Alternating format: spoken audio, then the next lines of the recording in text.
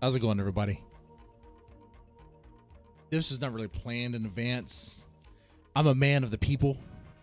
I'm a man of the people. Don't forget that. I ran a poll. The poll was, I cover Kamala, the Wolf Girl, or the Wasteland. And it was pretty much 50-50. So I was like, okay, I'm going to have to do both. I'm going to have to do both. I actually really wanted the Wasteland to win. I guess it did in the end. Because here I am. For those expecting like some sort of joke towards like, I don't know, like Ralph or the Kino Casino. I mean, the Wasteland's kind of like a high brow, poem that, I'm sure we can make some connections. Sure, we can make some jokes, some parallels there. But I actually really just want to talk about The Wasteland by T.S. Eliot. I know I'm not like a scholar, okay? All right. I have some education.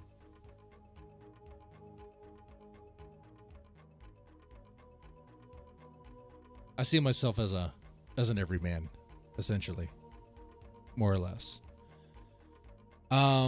So yeah, I came across this book. How most people do. I say book. It's not really a book. It's a poem. Though this what I'm holding is a book, obviously, duh, and it's filled with critiques and criticisms of the poem in various ways. Of course, I came in possession of this because, like many people, through college, a humanities course. Before then, I was completely ignorant of this. I didn't even know that this existed or what it was about, and and all that. But even on like initial, like reading it, it left an impact. The initial impression was that it was very difficult to read. Like it was, like I guess difficult to understand in the full depth of it all.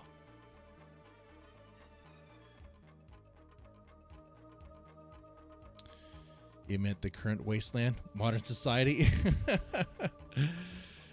Actually, this is about modern society.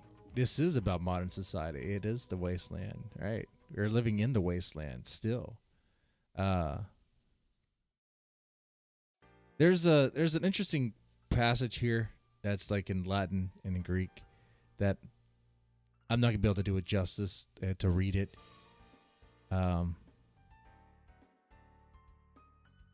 But it all kind of like, it all has meaning.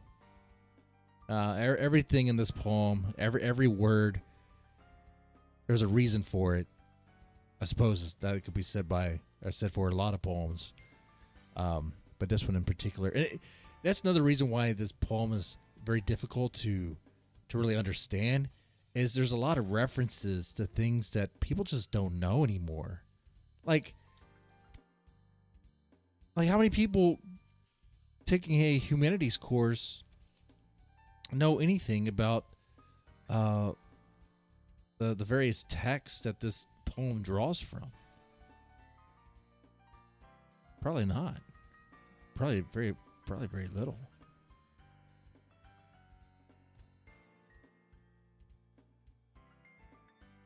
Okay.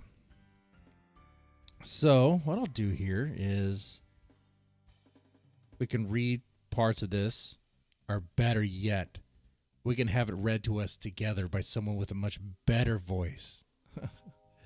There's that too.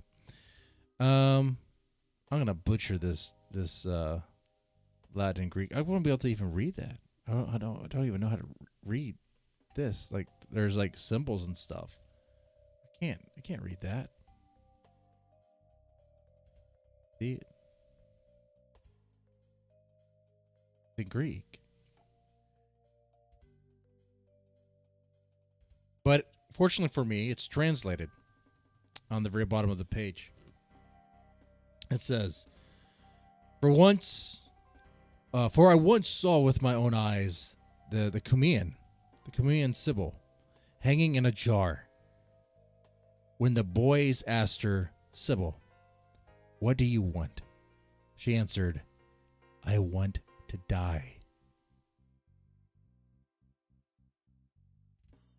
Now, that may mean nothing. I mean, if you don't know what that means or what the Sybil was or whatever, it doesn't mean anything to you. But a little context, all you really need to know is that it's tied to a Greek story or a myth that this entity asked for what, eternity? It actually explains it here. I don't have to read it. Let's see. Quoted from a noted libertine of the 1st century. It is one of many to do. Okay. The Sybil, one of a number of prophetic figures, so named in ancient times, is confined to a jar because her body threatens to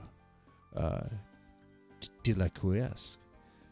So it gets smaller and smaller and smaller. Granted a wish by Apollo. You guys know who Apollo is.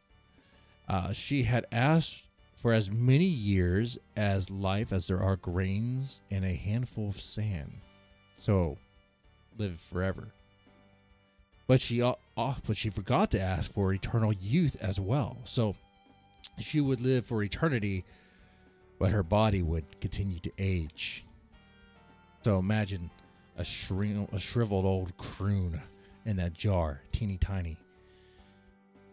You know, the whole idea of eternal life is kind of hogwash, isn't it? Have you thought about that? There's like immortality is it's a story that attracts people because, you know, people are afraid of dying, I think, are afraid of death. They want to live forever, but it's impossible. It's just never going to happen. It's not practical because your body breaks down minute by minute. Like, you're going to die. And imagine this. Imagine you were granted immortality or eternal life, I should say.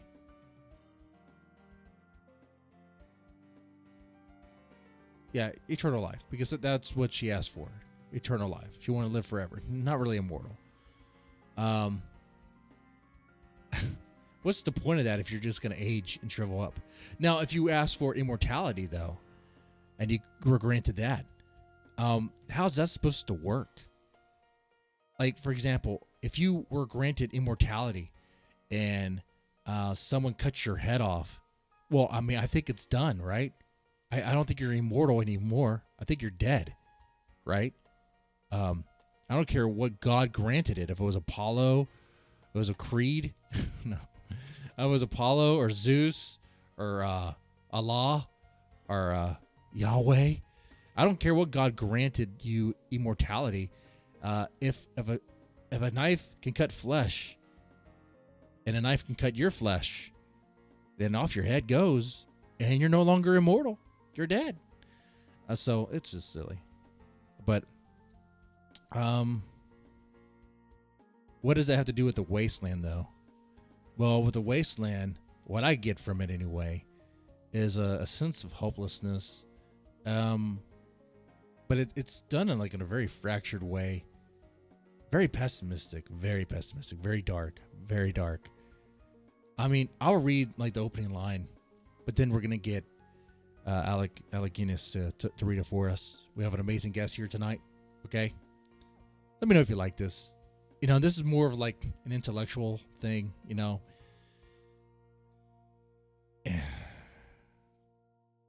We're talking about a book. We're talking about a poem, okay? Is this Kino content? Is this what you guys want? I don't mind doing it. So the first poem is Burial of the Dead. And it starts off, April is the cruelest month. No, right away. You take a pause there. April? April. A month of spring is the cruelest month? What do you mean cruelest month? Explain here. Well, T.S. Eliot does explain. April is the cruelest month, breeding lilacs out of the dead land, mixing memory and desire, stirring dull roots with spring rain. I mean, that sounds good. I love spring. I like seeing the life come back. You know, I like seeing the green come back, the birds come back. I like seeing that.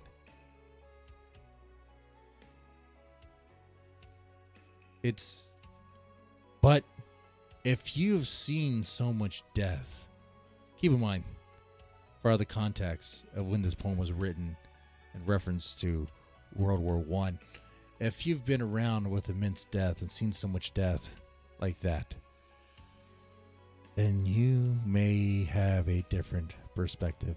In fact, there's people now who probably haven't even seen those things or anything close to what T.S. Eliot had seen, I should say.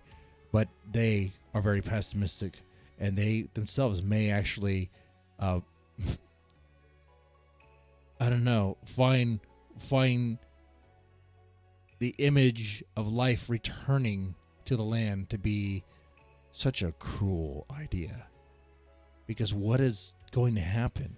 What's the point of that life returning? What's the point of the grass coming back, the flowers coming back, the lilacs coming back, if they're just going to die? What's the point of it all? What is the point, chat? What is the point of spring, of March and April? What is the point of that? Why must we go in the circular motion? Why must the wheel continue to turn? The wheel of life. It's this in the cycle that we cannot escape. There is no escaping it. Well, there is. But we all have to press the nukes.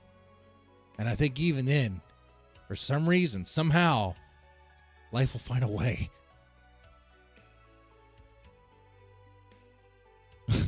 Because life will find a way. So what is it, guys? What is it? Is April the cruelest month? If you're press 1 if you think April's the cruelest month. Press 2 if you disagree.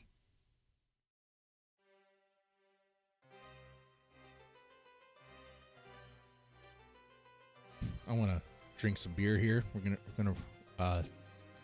gonna chill, get more into T.S. Eliot, The Wasteland, and have a good time, guys.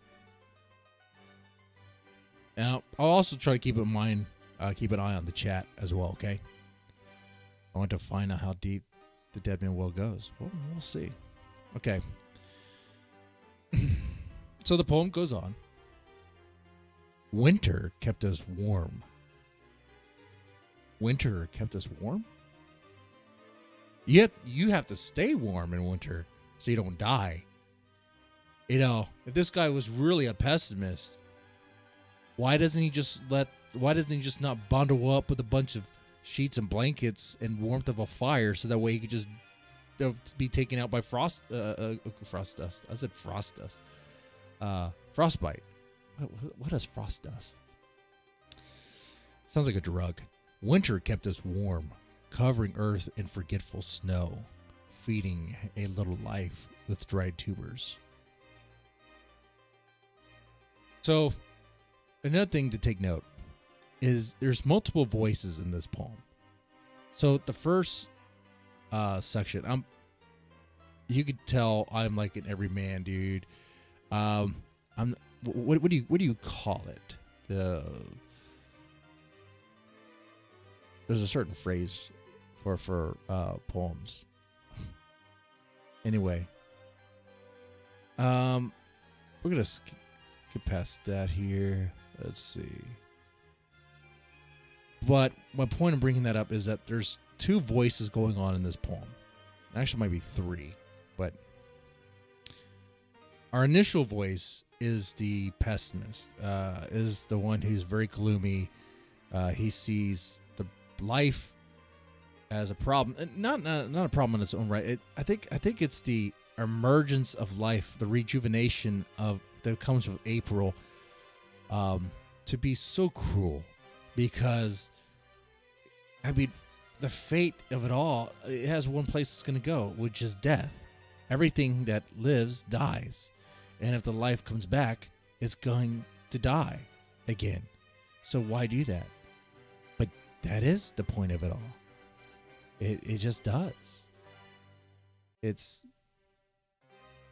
Guys, in a way, we're living in hell. You realize living right now is hell. Think about it. What is the point of living? What do we do? Everything you do, everything. You could tell me what the purpose of your life is, what your goals are, what you want to leave behind for your kids, the legacy and all that. But at the end of it all, what does it really mean for you? You're going to be in the ground, and maybe you'll see it afterwards, but maybe you won't. Wow. Now, there's another voice in this poem that's much more optimistic. It's actually the voice of a female. Summer surprised us, coming over the Starnbergese.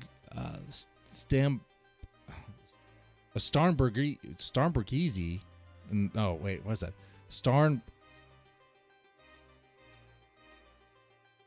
Oh, it's German. Starnbergese. Okay. All right.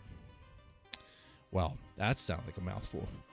With a shower of rain, we stopped in the colonnade and went in the sunlight in the Hofgarten. I drank coffee and talked for an hour.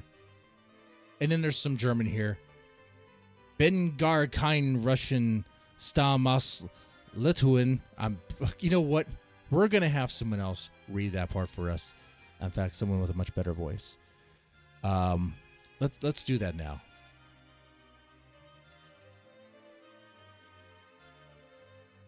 Where is it? Oh, I have it right here. The Wasteland.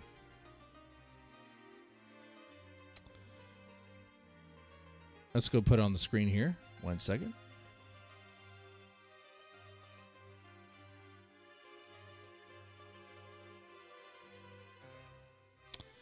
Well, that is an interesting image, isn't it?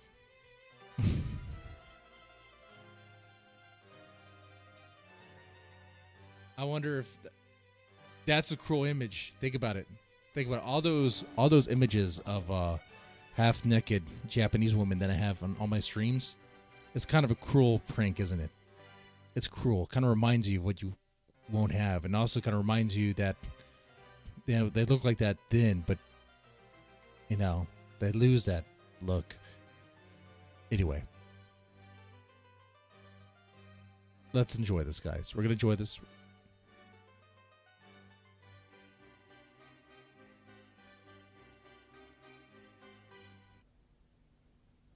April is the cruelest month, breeding lilacs out of the dead land, mixing memory and desire, stirring dull roots with spring rain. Winter kept us warm, covering earth in forgetful snow, feeding a little life with dried tubers. Summer surprised us, coming over the Starnberger See. He kind of does it. He does it. When he changes his voice just a bit. There's an uptick. There's even an uptick when you read it. Naturally, it comes to you because it's a longer phrase. It's longer sentences. And there's like this optimism to it. The initial person is very jaded by what he's experienced. This person is not so much. With a shower of rain, we stopped in the colonnade and went on in sunlight into the Hofgarten and drank coffee and talked for an hour. Bin gar keine Russin, stamm aus Litauen, echt Deutsch.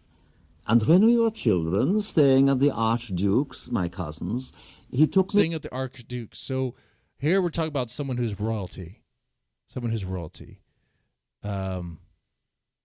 So that might also be another reason why this person has a different outlook on things. might be a little bit more distant from the horrors of the front lines and all that. A little bit more protected, or maybe could just be. I mean, could be another way to look at it is that maybe this person was aware of the horrors and the deaths and the war and all that. It's just a different way of looking at it, a different way of coping. Like we deal with suffering in different ways, don't we? Like we deal with horrifying images in different ways. Some of us, when we see a death that's close and dear, a lot of death or tragedy, whatever, it affects us, you know? It affects us a lot. It makes us cry and whatever. Others, maybe not so much. Maybe it produces anger. Maybe you try to find a way to like focus more on other things. Try to find something else so that you don't dwell on it. So I guess avoid it altogether.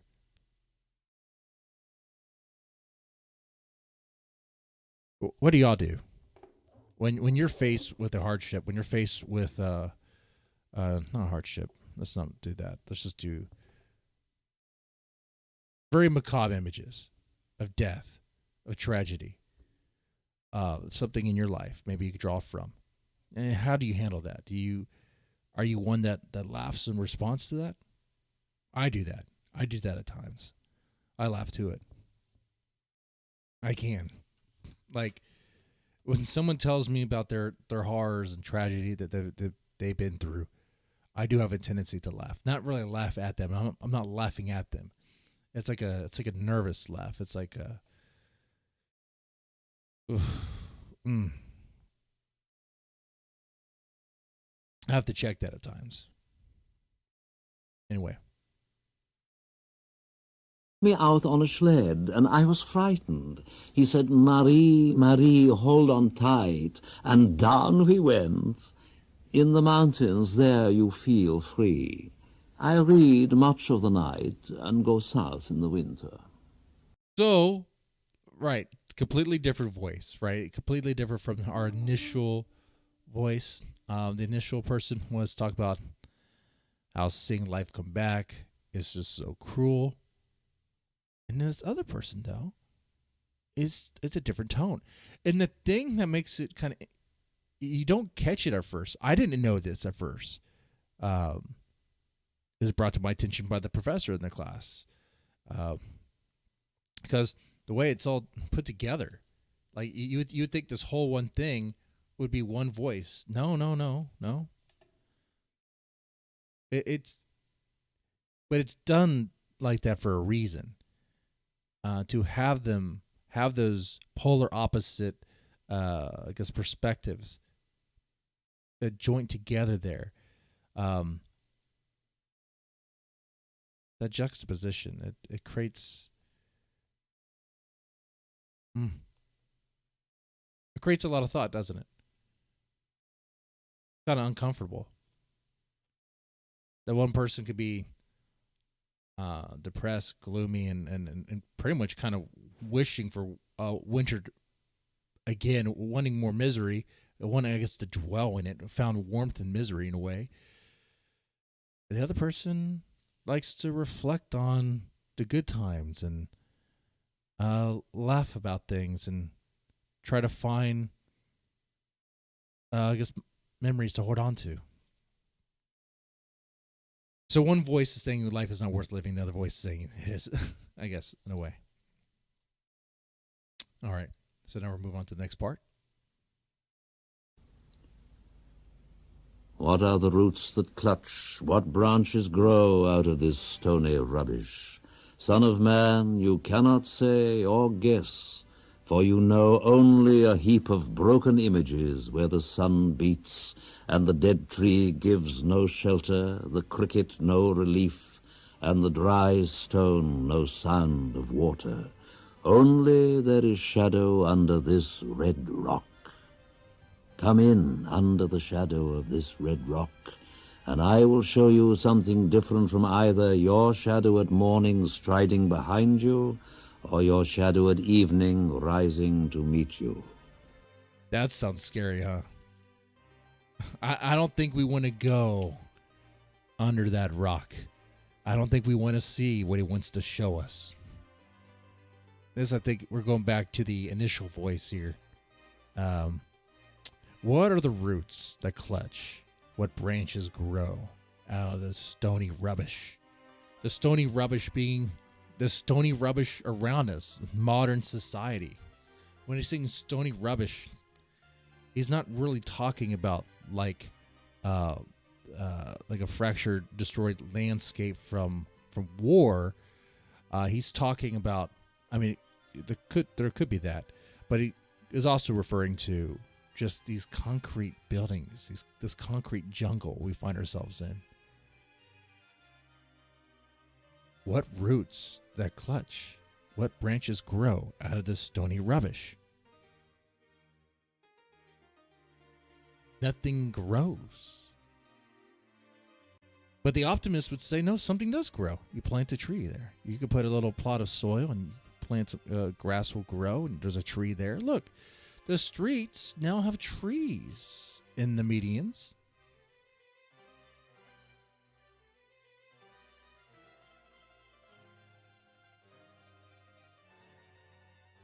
You cannot say or guess, for you know only a heap of broken images, where the sun beats, and the dead tree gives no shelter, the cricket no relief, and the dry stone no sound of water. Only there is shadow under this red rock.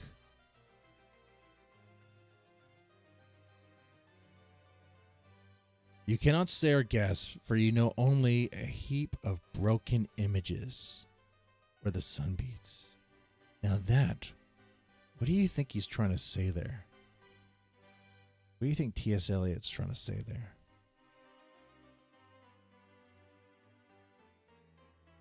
It goes in reference to what branches grow, what roots clutch under all this around us.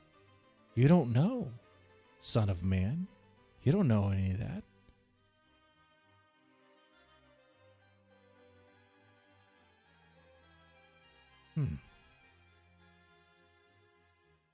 Because you know nothing but of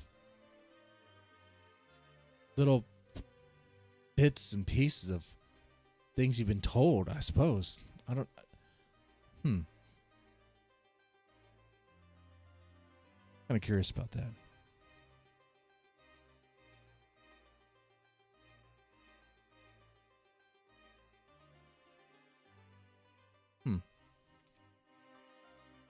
That one I'm not so sure about.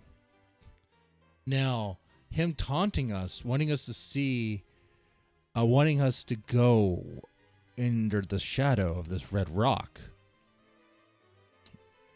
and to show us fear and a handful of dust, that is a threat. That's a challenge, actually. We take that challenge. We take that challenge and see that fear. That handful of dust, that dust is ash under that rock.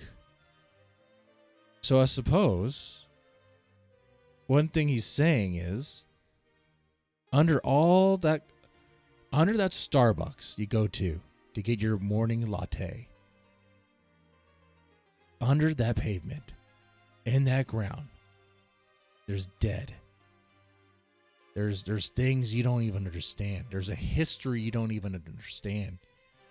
And the broken images, the heap of broken images could be of what we're told about it.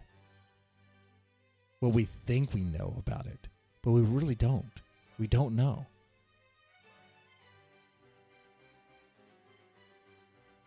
We know little, do we? Right? All right, let's play with this some more. I will show you fear in a handful of dust. This German. Frisch weht der Wind der Heimat zu. Mein irisch Kind, wo weilest du? All right. There's a translation on that in this book. Let's see.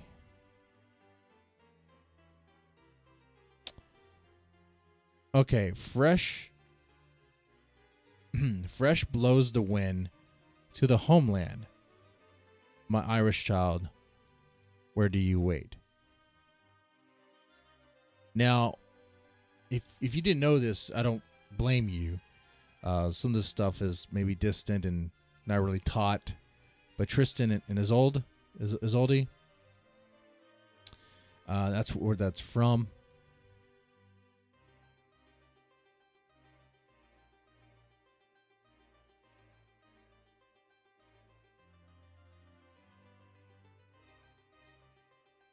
Okay, let's play some more. You gave me hyacinths first a year ago. They called me the hyacinth girl. Yet when we came back late from the hyacinth garden, your arms full and your hair wet, I could not speak and my eyes failed. I was neither living nor dead, and I knew nothing, looking into the heart of light, the silence. Hörd und leer das Meer. Madame Sosostris, famous clairvoyant, had a bad cold. Nevertheless, is known to be the wisest woman in Europe, with a wicked pack of cards. Here, said she, is your card, the drowned Phoenician sailor. Those are pearls that were his eyes. Look. Here is Belladonna, the lady of the rocks, the lady of situations. Here is the man with 3 staves, and here the wheel. And here is the one-eyed merchant, and this card... Okay, we're going to pause here. Okay, so first off, the cards that are being presented here are fictional tarot cards, but they, of course, are loaded with all sorts of meaning here. Let's see. Let's go back up a little bit.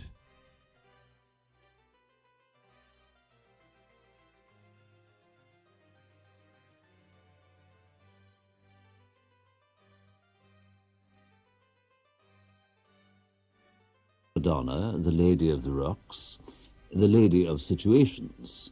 Here is the man with 3 staves, and here the wheel. And here is the one-eyed merchant, and this card, which is blank, is something he carries on his back, which I am forbidden to see. I do not find the hanged man, fear death by water. I see crowds of people walking round in a ring. Thank you. If you see dear Mrs. Equitone, tell her I bring the horoscope myself. One must be so careful these days. Now, this whole part is very interesting. It already kind of... there's a running theme with this poem. All these poems. This whole thing. I mean, it's one poem with different chapters. Different sections. But that... So you have this clairvoyant who's supposed to be able to tell you your future, tell you what's to come, right? But she has a cold. She has a bad cold. So how good of a clairvoyant is she if she couldn't foresee that? Foresee that she was going to get ill, or what she could do to avoid getting ill, right? So there's a bit of irony in all this. It's almost like, what's the point of it all? What's the point of it all? Just to be, just to do.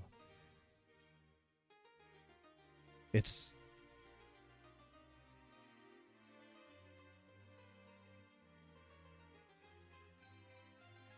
if you see this other person, tell her I have her horoscope. You got to be careful these days. Oh, okay. Oh, okay. Anyway, let's play some more.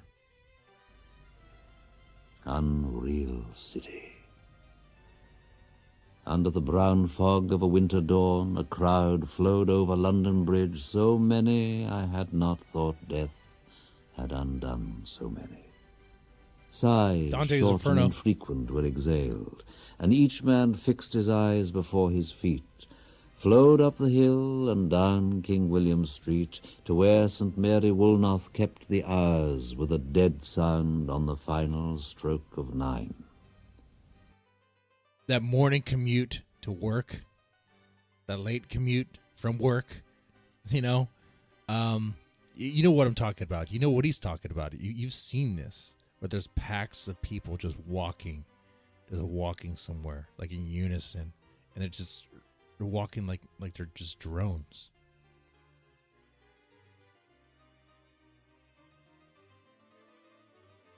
I want to check something real fast.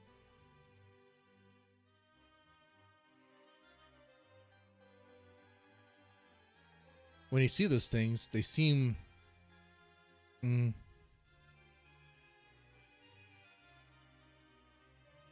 seems weird, right?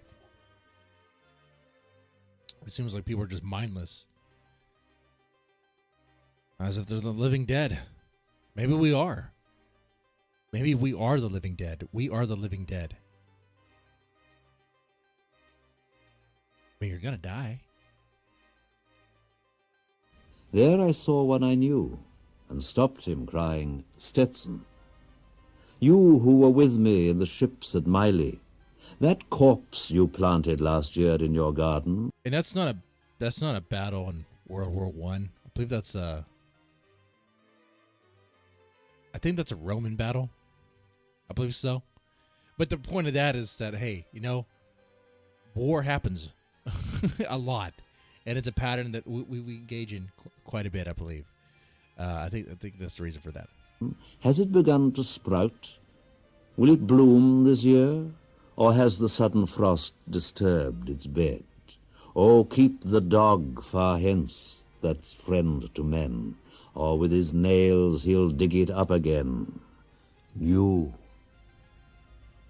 Now, this is interesting. This poem ends opposite of how it began. It starts with someone dreading April, thinking it is so cruel for life to come back, to spring from the ground where the dead buried.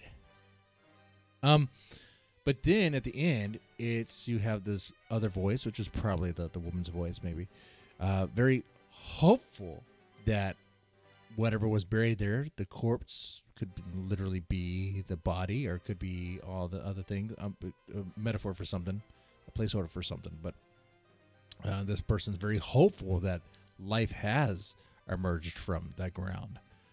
And then something about a dog. Keep the dog far. The dog. Man's a friend to man. What is that? What is that? Is that... I don't think that's like literally a dog, but the dog is like our the dog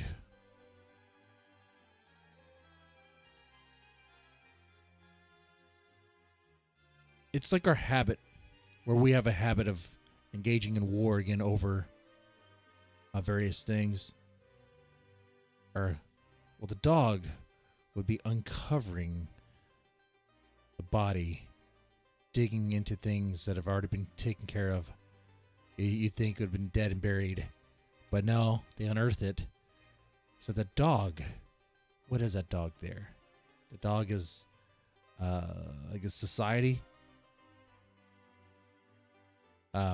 Maybe good intentions taking us to certain ways, taking us to certain places.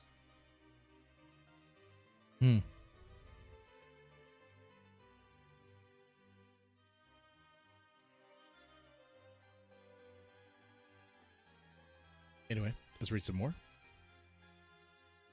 Oh, I see. It's just me now.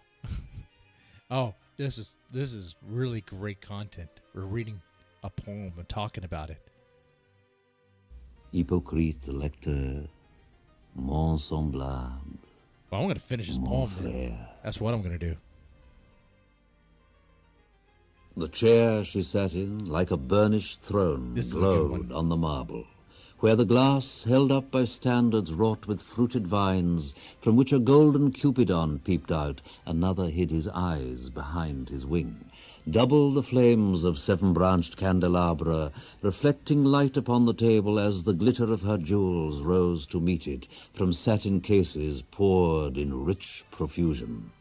In vials of ivory and colored glass unstoppered lurked her strange synthetic perfumes, unguent, powdered, or liquid, troubled, confused, and drowned the sense in odors. Stirred by the air that freshened from the window, these ascended in fattening the prolonged candle flames, flung their smoke into the laquiarea, stirring the pattern on the coffered ceiling.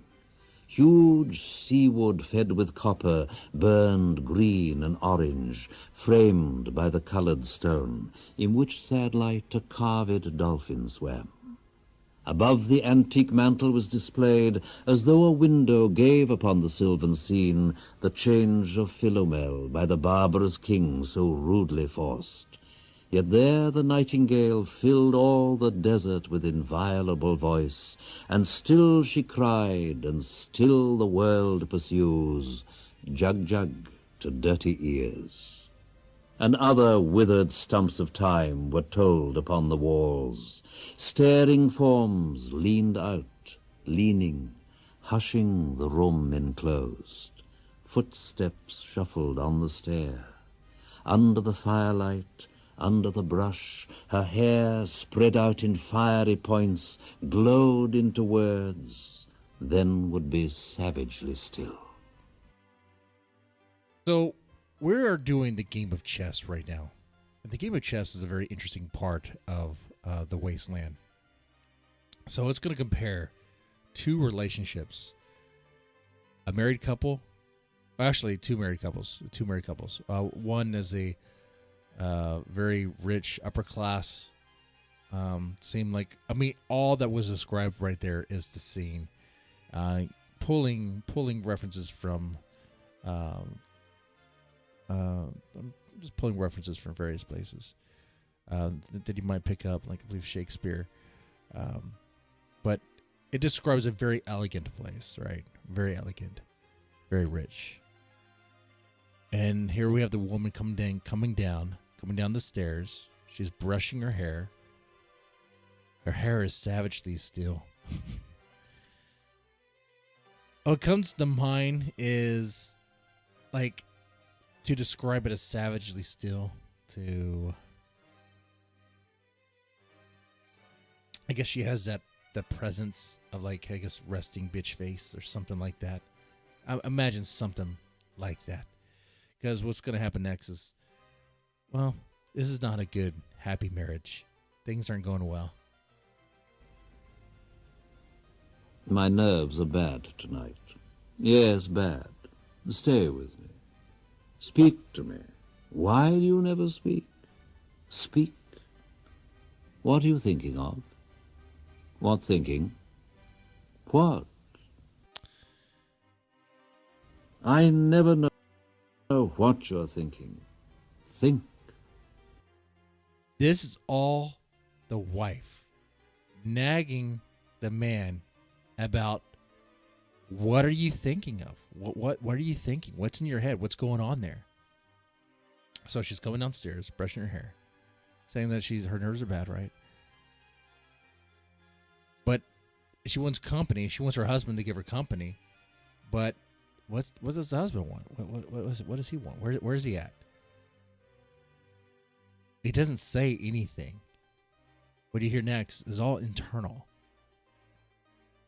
I think we're in Rat's Alley, where the dead men lost their bones. So no response. There's all internal monologue there. That's where this married couple's at, where he's not even listening to her anymore. He doesn't care, right? The love is gone. What is that noise? The wind under the door? Once again, that's the wife asking the question. He doesn't actually verbally respond. It's just what he's thinking. A smart response, but he just doesn't even have. He doesn't have it in him anymore to even say that to her, because he probably knows it's gonna start a fight, and he's playing a game of chess right now, of what to say when to say it. What is that noise now? What is the wind doing? Nothing again, nothing. Do you know nothing? Do you see nothing? Do you remember nothing? I remember those are pearls that wear his eyes. Are you alive or not? Is there nothing in your head? Keep in mind, he's not responding to anything she's asking him, okay? Oh, that Shakespearean rag. It's so elegant, so intelligent. What shall I do now? What shall I do? I shall rush out as I am and walk the street with my hair down, so. What shall we do tomorrow? What shall we ever do? The husband already knows what they're going to do, kind of goes through it in his head internally. It's like you know what we're going to do. The same thing we do every day. All right? There's nothing new. There's nothing amazing that happens. We're just living. We're not even living. You call this living? We're just being around as time goes on. The hot water at 10, and if it rains, a closed car at 4, and we shall play a game of chess, pressing lidless eyes and waiting for a knock upon the door. When Lil's husband got... Okay, now we're done with the rich married couple. Now we're going to go to the lower class married couple. And it just compares. It just shows that, like, having money, have that stuff, it's like your life still sucks. Living together still sucks. It can. It's a very pessimistic poem, but it's in some ways it's very real. I mean, people can relate to this. All right, so now we're talking about Lil's husband. By the way, do you guys enjoy this? Because, like, there's only 2 people, and we're talking about the Wasteland right now. We could go through these books on this bookshelf. Actually, one I'd really like to do.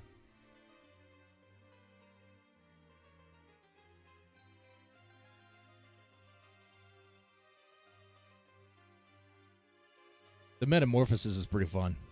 This is a fun one. Guy turns into a roach. And he's surprised that his family tries to kill him with an apple.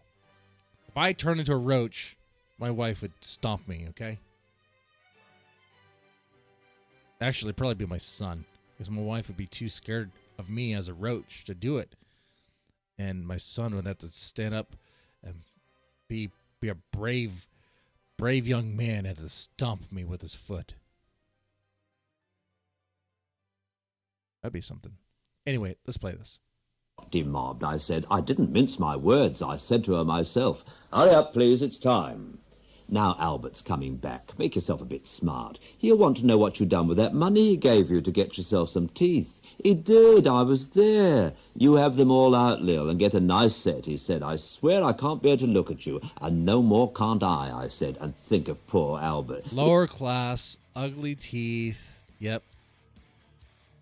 And you know it's lower class too, because the guy got demoted, so he left the army.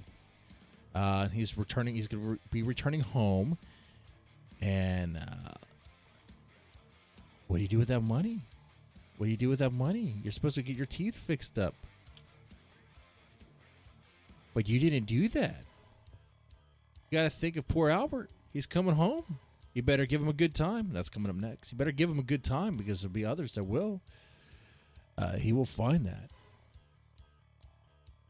He's been in the army 4 years. He wants a good time. And if you don't give it him, there's others will, I said. Oh, is there? She said. Something of that, I said. Then I'll know who to thank, she said, and give me a straight look. Hurry up, please. It's time. If you don't... And that right there could be taken, that would be like the bartender there saying it's time. Let's leave the bar now. Or it could be taken as a, something else. Don't like it, you can get on with it, I said. Others can pick and choose if you can't. But if Albert makes off, it won't be for lack of telling. You ought to be ashamed, I said, to look so antique. And her only 31. I can't help it, she said, pulling a long face. It's them pills I took to bring it off, she said. She's had 5 already and nearly died of young George. The chemist said it would be all right, but I've never been the same. You are a proper fool, I said. Well, if Albert won't leave you alone, there it is, I said. What you get married for if you don't want children? Hurry up, please, it's time. Well, that Sunday, Albert was home, and they had a hot gammon, and they asked me in to dinner to get the beauty of it hot. Hurry up, please, it's time. Hurry up, please, it's time. Good night, Bill. Good night, Lou. Good night, May. Good night. Ta-ta. Good night. Good night. Good night, ladies. Good night, sweet ladies. Good night. Good night. So there's a lot that can be taken from that. You know, you can take it quite literally. Quite literally, it actually creates a very what's seen as very relatable. I mean, you've seen this. You've probably been in that situation. You probably know people have where. I mean, a loved one's coming back. It's been a while. They've been separated for a while. I mean, here's due to war. And it's like he's not going to be happy when he sees you, you know? But I think what's more important, the more relatable part is it's about a relationship, all right? A marriage that's having some issues. And that, well, I mean, are you pleasing him? Because if you're not pleasing him, he's going to find someone else who will. If you don't keep him fed and don't keep his balls drained, he's going to find someone else. Right? So, and the hurry up, please, it's time could be life itself, could be time itself, saying that it's time. You're going to have to go. You're going to have to go. It's not waiting on you. It's like another force just pushing you along. And like you're gonna have to just go. The next poem is the fire sermon.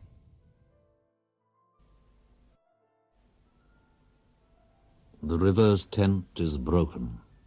The last fingers of leaf clutch and sink into the wet bank. The wind crosses the brown land unheard.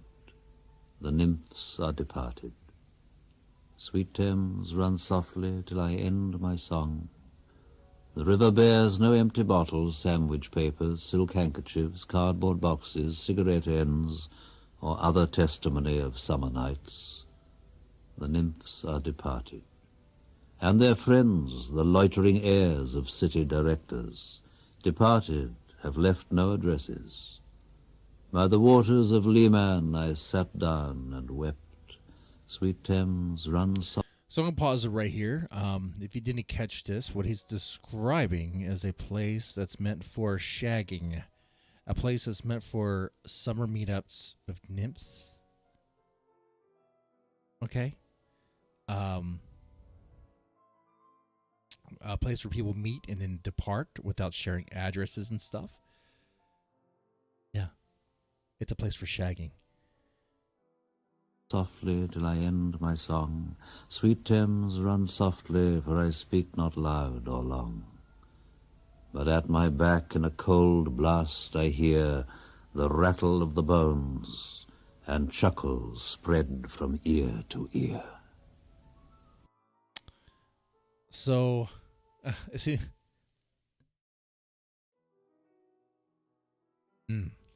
pretty dark there, right?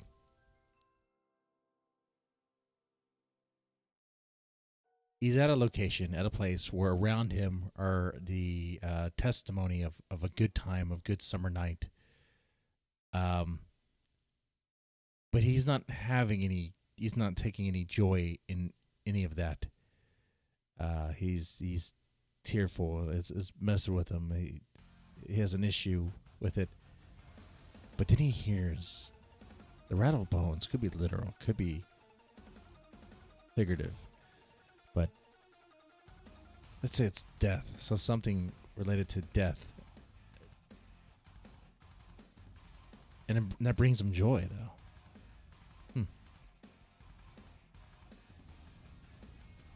A rat crept softly through the vegetation, dragging its slimy belly on the bank, while I was fishing in the dull canal on a winter evening round behind the gas-house, musing upon the king my brother's wreck, and on the king my father's death before him. White bodies naked on the low damp ground, and bones cast in a little low dry garret, rattled by the rat's foot only, year to year. But at my back from time to time I hear the sound of horns and motors, which shall bring Sweeney to Mrs. Porter in the spring. Oh, the moon shone bright on Mrs. Porter and on her daughter. They washed their feet in soda water, et oh, ces voix d'enfants chantant dans la coupole. Combining the image of death within the image of lust, of meetups and sex.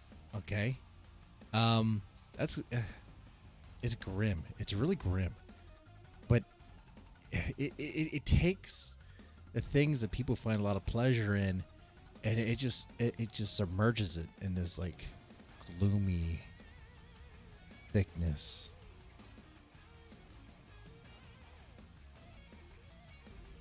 Twit, twit, twit. Jug, jug, jug, jug, jug, jug. So rudely forced. Teru. Unreal city. Under the brown fog of a winter noon, Mr. Eugenides, the Smyrna merchant, unshaven, with a pocketful of currants, CIF London, documents at sight, asked me in demotic French to luncheon at the Cannon Street Hotel, followed by a weekend at the Metropole. That is a gay meetup right there. This whole section, the fire sermon, is about unmarried people meeting up in their relationships and how it's not rosy either. So we have a homosexual relationship there happening. And now we're going to move on to the part that is sexual assault, a little rapey. At the violet hour, when the eyes and back turn upward from the desk, when the human engine waits like a taxi throbbing, waiting, I, Tiresias, though blind, throbbing between two lives, old man with wrinkled female breasts, can see at the violet hour, the evening hour that strives homeward and brings the sailor home from sea, the typist home at tea-time, clears her breakfast, lights her stove, and lays out food in tins.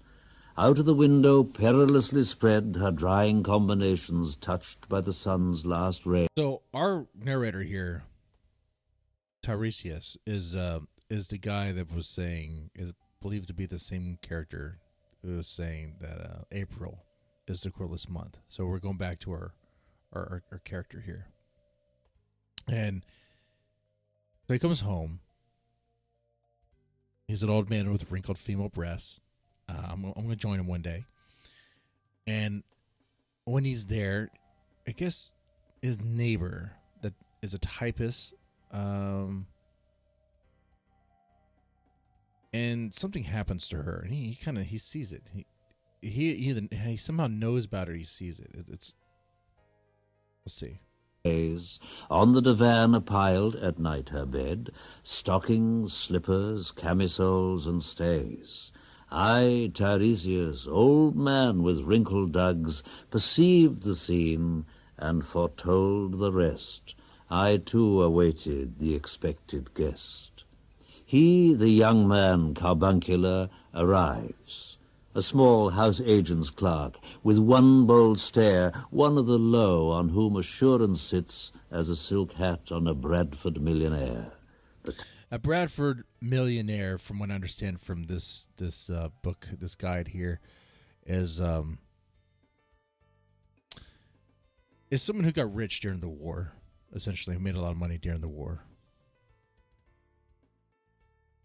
Time is now propitious, as he guesses. The meal is ended, she is bored and tired, endeavours to engage her in caresses which still are unreproved, if undesired. Flushed and decided, he assaults at once. Exploring hands encounter no defence. His vanity requires no response, and makes a welcome of indifference. And I, Tiresias, have forsuffered all enacted on this same divan or bed. So it sounds like he's saying he is, I mean, he's foretelling this. He hasn't seen this. It's a fantasy of his. And there's a line there, and I, Tiresias, have forsuffered all enacted on the same divine or bed. That I think he's getting off to this thought. I think he's getting off to it. I think that's what's going on here. I, who have sat by Thebes below the wall and walked among the lowest of the dead, bestows one final patronizing kiss and gropes his way, finding the stairs unlit. Or maybe he's saying he's been there too. Because he said the same divan or bed.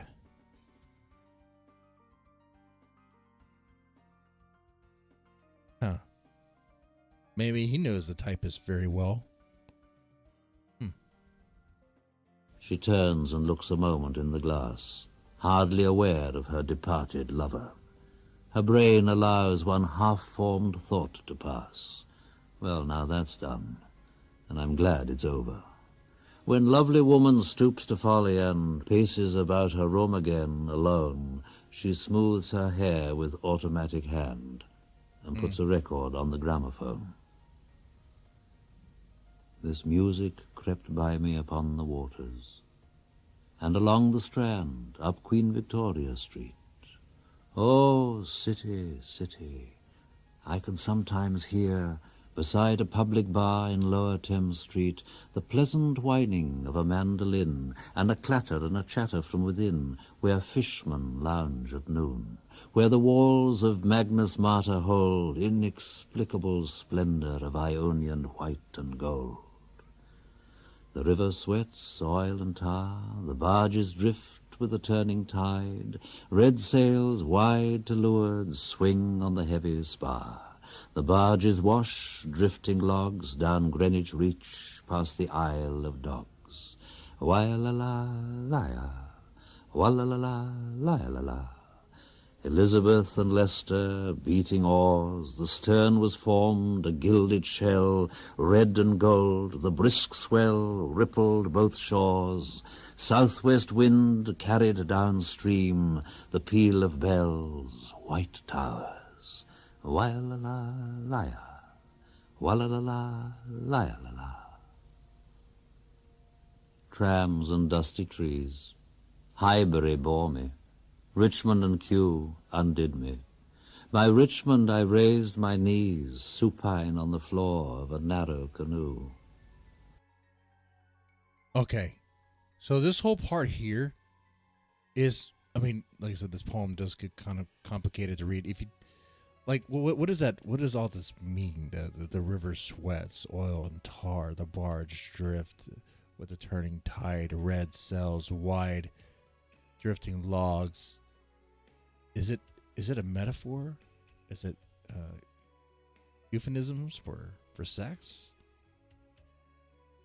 I mean, this part clearly is. Richmond and Kew undid me, undid my clothes. By Richmond, I raised my knees. He raises her knees, supine on the floor of a narrow canoe.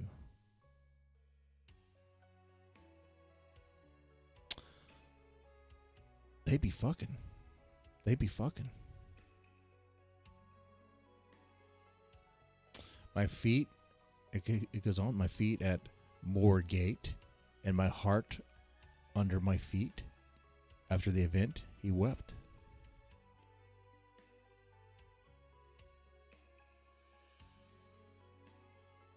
So, the Fire Sermon, from what I understand, all these little stories and snippets are about essentially like sexual encounters of various types.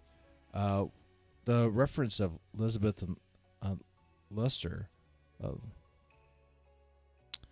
is, I believe, royalty, Queen Elizabeth and King Leicester, is it right?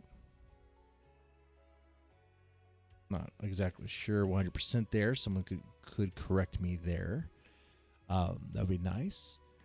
But it's kind of told in a very fragmented way. Beating oars, the stern was formed, a gilded shell, red and gold, the brisk swell, rippled both shores.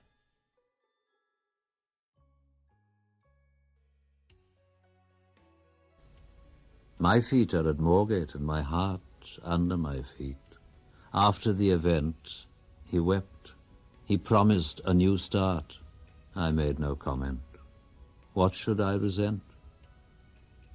On Margate sands, I can connect nothing with nothing. The broken fingernails of dirty hands. My people, humble people who expect nothing. La, la. To Carthage then I came. Burning, burning, burning, burning. O Lord, thou pluckest me out. St. Augustine. O Lord, thou pluckest burning. All right, now we're doing Death by Water. Phlebas the Phoenician, a fortnight dead, forgot the cry of gulls and the deep sea swell and the profit and loss. A current under sea picked his bones in whispers. As he rose and fell, he passed the stages of his age and youth, entering the whirlpool. Gentile or Jew, O you who turn the wheel and look to windward, consider Phlebas, who was once handsome and tall as you. We're all gonna die one day, is what I got from that. What I get from that. Death by Water.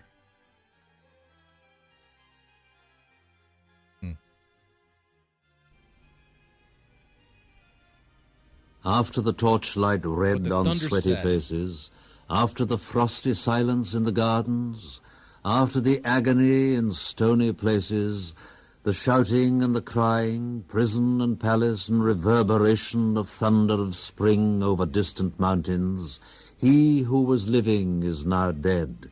We who were living are now dying with a little patience. Here is no water, but only rock. Rock and no water and the sandy road, the road winding above among the mountains, which are mountains of rock without water. If there were water, we should stop and drink. Amongst the rock one cannot stop or think. Sweat is dry and feet are in the sand. If there were only water amongst the rock, dead mountain mouth of carious teeth that cannot spit, here one can neither stand nor lie nor sit. There is not even silence in the mountains, but dry, sterile thunder without rain. There is not even solitude in the mountains, but red, sullen faces sneer and snarl from doors of mud-cracked houses. If there were water and no rock, if there were rock and also water, and water, a spring, a pool among the rock, if there were the sound of water only, not the cicada and dry grass singing, but sound of water over a rock, where the hermit thrush sings in the pine trees, drip, drop, drip, drop, drop, drop, drop, but there is no water. Who is the third who walks always beside you? When I count, there are only you and I together, but when I look ahead up the white road, There is always another one walking beside you, gliding wrapped in a brown mantle, hooded. I do not know whether a man or a woman, but who is that on the other side of you? Is that death? That sounds like death, huh? What is that sound high in the air? Murmur of maternal lamentation. Who are those hooded hordes swarming over endless plains, stumbling in cracked earth, ringed by the flat horizon only? What is the city over the mountains? Cracks and reforms and bursts in the violet air, falling towers, Jerusalem, Athens, Alexandria, Vienna, London, unreal.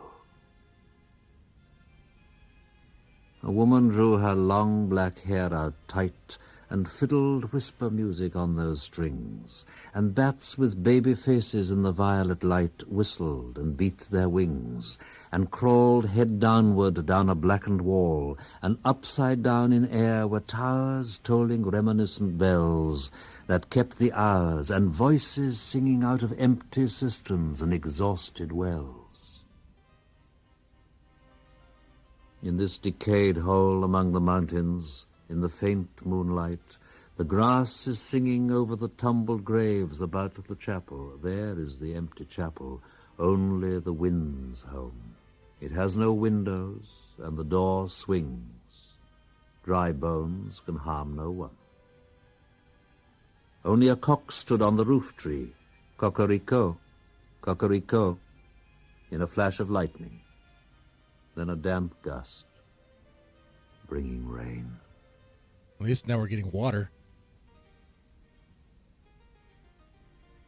Ganga was sunken, and the limp leaves waited for rain, while the black clouds gathered far distant over Himavant. The jungle crouched, humped in silence. Then the thunder spoke. Da. Datta. What have we given? Data, what have we given? There's a note here for that. As Eliot revels in his notes, this part of the poem is based on a section of the Brithadaramnaka? Let's see. In which God presents three sets of disciples.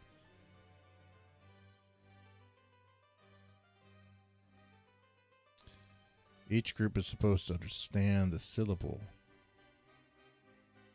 as the root of a difference imperative. Interesting. My friend, blood shaking my heart, the awful daring of a moment's surrender, which an age of prudence can never retract. By this, and this only, we have existed, which is not to be found in our obituaries, or in memories draped by the beneficent spider, or under seals broken by the lean solicitor in our empty rooms. Dayadvam. I've heard the key turn in the door once and turn once only. We think of the key, each in his prison, thinking of the key. Each confirms a prison only at nightfall. Ethereal rumors revive for a moment a broken Coriolanus. Damyata. The boat responded gaily to the hand expert with sail and oar. The sea was calm.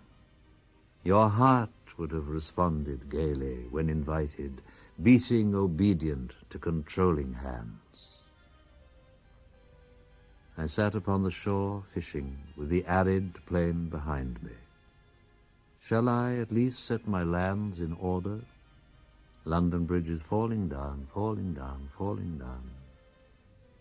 Poi s'ascosi nel fuoco che gli affina, quando fiam ute che li don. Oh, swallow, swallow. Le prince d'Aquitaine à la tour abolie. These fragments I have shored against my ruins. Why, then I'll fit you. Hieronymo's mad again. Datta, Dayadvam, Damyata. Shanti, Shanti, Shanti. That was a remarkable reading, wasn't it? Now what the Thunder said is a section I have not really read much of. So this one I'm actually kind of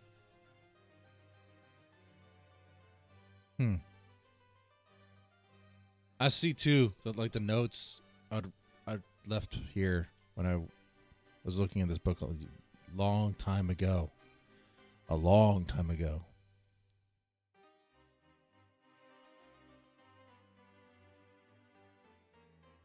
It's very bleak in the beginning. It starts with everything dry, lack of water, and without water, there's death.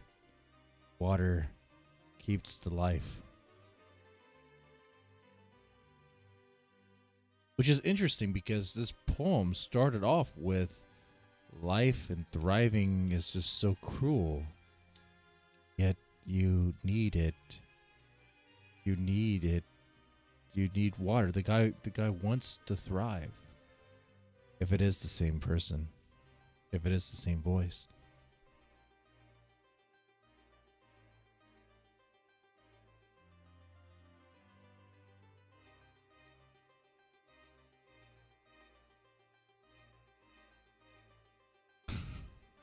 Was that Turbo Slut 9000?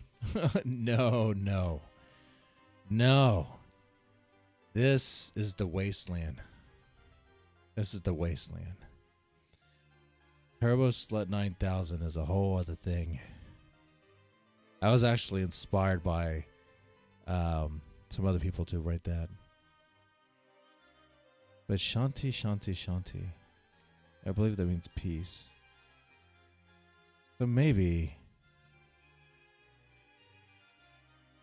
the water comes. He's like, can I at least get my lands in order? It doesn't sound like it will. You know, I'm torn on this one. I might. I don't know the meaning of this one. I don't really have the slightest idea. I guess what the Thunder says. I don't know what the Thunder says.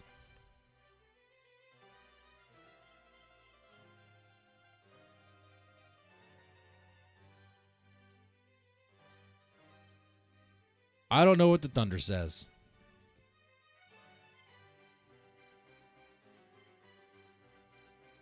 Well, that was fun. A reading of The Wasteland. It's an iconic poem to it. Very significant. It is pretty difficult to understand. I think it gets harder as time goes on, as the references become more distant and harder to really grasp because just a lack of knowledge, really. Yeah. But yeah, it was good. Enjoyed it. So I hope you guys enjoyed this. We covered T.S. Eliot's the Wasteland. That was very interesting. I'm not about to end this with some smut stuff that I wrote. Jeez. That's a whole other thing.